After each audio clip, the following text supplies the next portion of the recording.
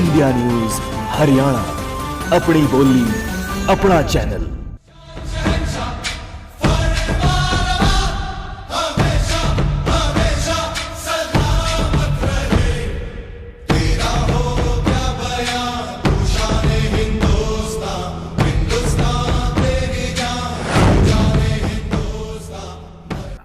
रोजगार के लिए हमने कोई जो भी हमने बात करी वो हवा की बात नहीं करी। हमने बताया कि हम रोजगार कैसे देंगे। देखिए मैनिफेस्टो तो बीजेपी का भी आया, लेकिन उसमें कहीं पे किसी भी चीज के ऊपर कैसे देंगे फिर मैं आपको बता रहा हूं। हमको तो नहीं लगा हरियाणा जानता है कैसे रोजगार दिया, आपने नहीं बताया आपने कैसे देंगे। हमने बहुत क्लियरली बताया किस तरीके से हम वोकेशनल कोर्सेज करवाएंगे, किस तरीके से ग्रुपिंग करेंगे लोगों की, किस तरीके से उनको लोन प्रोवाइड किया जाएगा और कैसे हम उनको रोजगार देंगे। हमने सिर्फ ये नहीं कहा कि आपको सरकारी नौकरियां दी जाएंगी, हमने कहा कि हम आपको रोजगार देंगे, सबको सेल्फ डिपेंडेंट बनाएंगे। सबसे पहली बात। अच्छा। दूसरी बात हमने कहा कि जो हमारे शासन में जिस तरीके की हमने बिजली का जनरेशन किया था उस जनरेशन को वापस लेके आएंगे। जिस तरीके से आज प्लांट ठप पड़े, हम प्लांटों को दोबारा से चलाएंगे ताकि हमें बिजली कहीं से प्राइवेट कंपनी से खरीदने की जरूरत ना पड़े। ठीक है सर। तीसरी सबसे इंपॉर्टेंट बात, जो जमीनें किसानों की ली गई हैं, क्योंकि हरियाणा प्रदेश जो माना जाता है वो कृषि प्रधान प्रदेश माना जाता है और सबसे बड़ा हमारा रिसोर्स हरियाणा का कृषि है। ठीक है। हम चाहते हैं किसानों को उसकी जमीनें वापस मिले, किसानों को उनकी जमीनें वापस मिलेंगे तभी हमारे प्रदेश का रेवेन्यू जनरेशन होगा। रेवेन्यू जनरेशन हमारा घटा है, आप देखिए पिछले बजट में जाके तो हमारा रेवेन्यू जो है वो स्टैग्नेंट हो गया, हमारे खर्चे बढ़ते चले जा रहे हैं। ठीक है। तो हमारे मेन मुद्दे थे और यही मुद्दे हमारे रहे और जमीन अधिग्रहण का मुद्दा आपकी तरफ से उठाया गया। बिल्कुल ठीक है ना सर।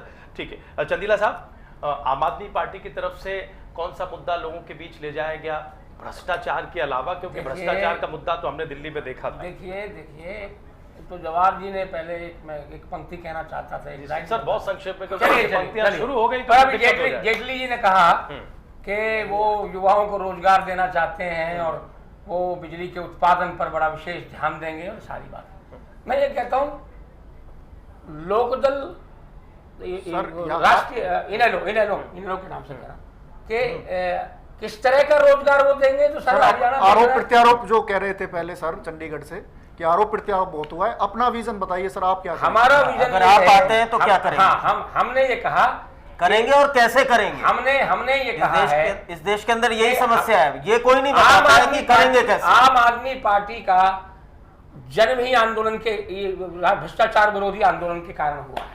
हम ये कहते रहे हैं कि इस देश में भ्रष्टाचार इतना व्याप्त हो गया है, सारे के सारे विभाग आकंठ भ्रष्टाचार में डूब गए हैं। इसके जड़ से उन्मूलन के लिए हम एक इस देश में व्यवस्था चाहते हैं और उसके लिए हमने ये कहा कि जन लोकपाल लाइए, ऐसे ऐसे कानून आप लाएं जिससे कोई गुंजाइश बचे ही नहीं। लेकिन क्योंकि कानून तो सर पहले भी बहुत है। राजीव जी ने कहा दिल्ली में कानून तो बहुत है। दिल्ली में क्या नहीं दिया इन्होंने। नहीं, चंदीला साहब ये जानना चाहते हैं कि क्या लोकसभा चुनाव भी मूलतः आप लोगों ने भ्रष्टाचार के मुद्दे पर ही लड़ा, इसके अलावा कोई मुद्दा और दूसरा नहीं? भ्रष्टाचार से बड़ा मुद्दा इस देश में है क्या? ठीक है सर, भ्रष्टाचार से बड़ा कोई मुद्दा नहीं है इस देश में। ठीक है, हम जवाहर जी के पास आएंगे। जवाहर जी, हम जेटली साहब ने बेरोजगारी की बात की, बिजली की बात की, जमीन अधिग्रहण की बात की। बीजेपी ने मैनिफेस्टो देर से लाया अलग बात है, लेकिन हरियाणा में बीजेपी किन मुद्दों पर फोकस कर रही है, प्रचार में किन मुद्दों को जगह मिली? देखिए, ये बात कहते हुए सिर्फ एक लाइन में एक राजीव जी ने एक विषय चलाया था, मैं थोड़ा उसको और आगे बढ़ाता हूँ। भ्रष्टाचार की बात है, मैं किसी पे आरोप नहीं लगा रहा, परंतु देखने का तरीका है। एक भ्रष्टाचार पे एक FIR होती है कोयले मामले में, जिसमें जगन रेड्डी तो अंदर चला जाता है और नवीन जिंदल खुलेआम घूमता है। तो ये हमारे लिए बड़ा मुद्दा है कि कानून का पालन सबके लिए एक जैसा नहीं होता। हरियाणा के संदर्भ में दलितों के जो साथ उत्पीड़न हुआ वो भारतीय जनता पार्टी के साथ मुद्दा है। महिलाओं की जिस तरह से महिला की सुरक्षा को लेकर ये सरकार संवेदनशील नहीं है, वो हमारे लिए मुद्दा है। उसके अलावा भूमि अधिग्रहण और ये सब चीजें किसानों को लेकर ये हमारे लिए मुद्दे, परंतु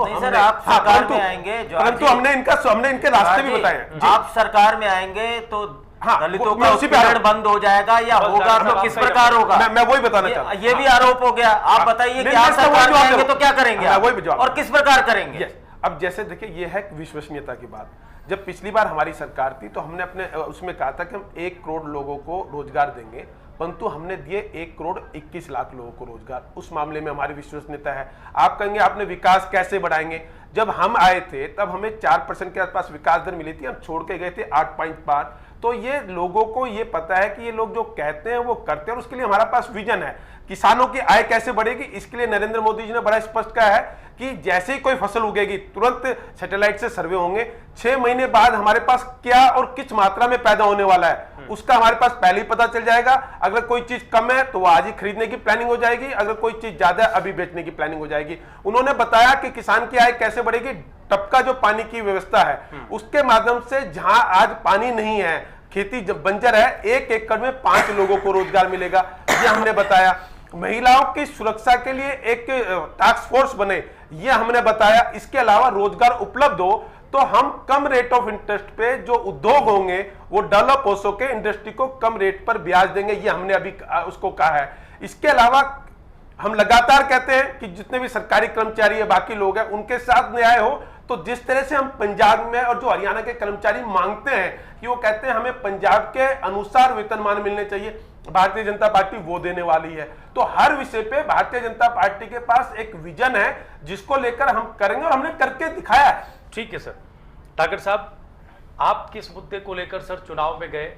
जब आपने रैलियां की, जब आपने अपना प्रचार किया, तो कौन सा मुद्दा, कौन से मुद्दे ऐसे रहे जिनका जोर सबसे ज्यादा रहा? राजीव जी, ये बताइए कि कांग्रेस के पास कौन सा मुद्दा बचा जिसको लेके हमें जाने की जरूरत पड़ी, पहली बात। दूसरा, कोई मुद्दा नहीं बचा, सारा काम सरकार ने कर दिया। मैं राजीव जी का पहले एक, क्योंकि इन्होंने बड़े जो ना कटाक्ष कांग्रेस से किए हैं। पहली बात तो राजीव जेटली जी कहते हैं कि भाई कांग्रेस जातिवाद की राजनीति करती है, बिल्कुल गलत है। हमें, हमारी पार्टी ऐसी नहीं कि केवल हरियाणा में जाटों की वोट हमको लेनी है। 36 बिरादरी की पार्टी कांग्रेस पार्टी है। दूसरा, अभी हमारे आपसे जो हैं भाई, इन्होंने कहा कि भाई मौलाना के पास, उनके बुखारी जी के पास जाते हैं, वो तो आपके केजरीवाल जी भी वहाँ गए थे। दूसरा बात करते हैं अभी हमारे जवाहर यादव जी। जवाहर यादव जी, मैं एक किसान हूँ, मैं आपकी एनडीए गवर्नमेंट की वो मार सहन कर रहा हूँ आज भी। जितना मुझे पैसा नहीं मिला कंपनसेशन का, उससे दुगना आज भी सुप्रीम कोर्ट में मैं केस फाइट कर रहा हूँ। ये एनडीए गवर्नमेंट की देन है, जो किसानों की जो हितैषी ये बात कर रहे हैं।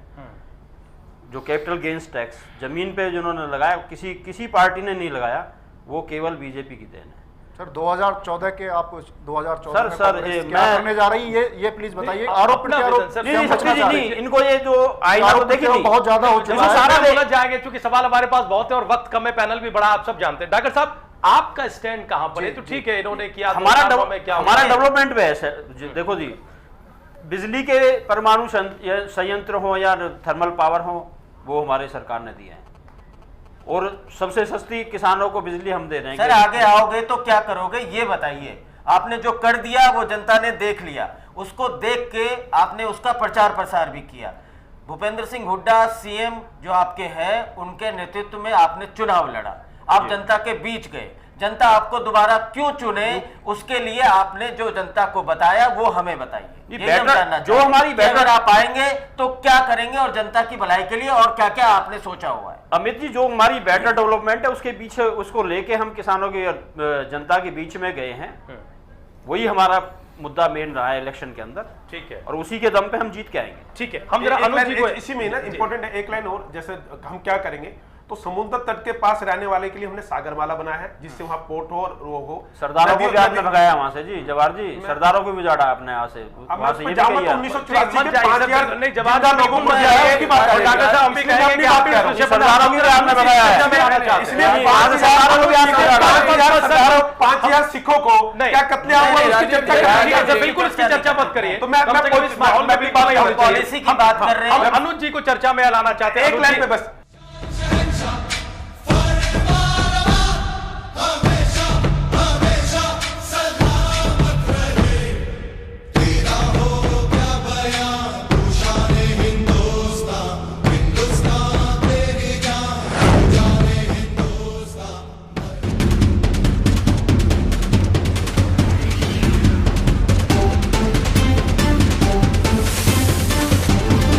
इंडिया न्यूज हरियाणा, अपनी बोली अपना चैनल।